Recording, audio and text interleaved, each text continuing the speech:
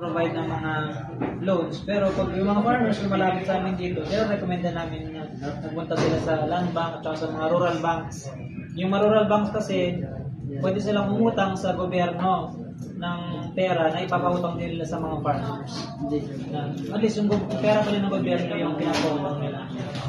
With low interest yun.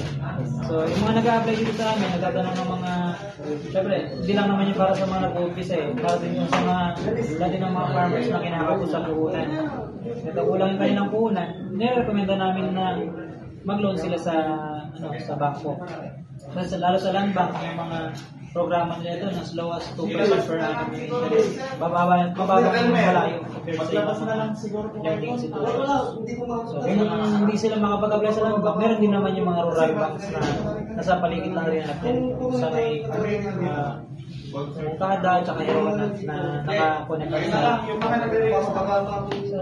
so dito kasi hindi kami nagkakautang. So sila kami tutulong sa kanila na gumawa ng mga documents na necessary sa pag-apply ng kanilang mga loans. So yan po yung mga ibinibigay niyo mga beneficiary po sa mga farmers. Hindi lang yun, marami pa. Trainings, libre po yan sa binibigay niyo pong mga libre siya.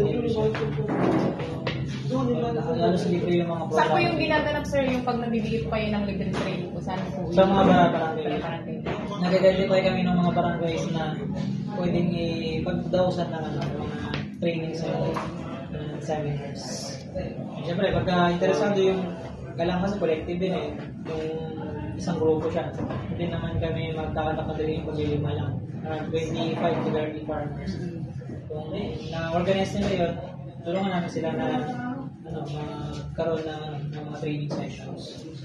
So, yun lang po ang aming katanungan. Ako nga pagpula si Janice Basas Aranja at siya din po si Mark Jason Moreno. Salamat po, sir. Na marami. Sige.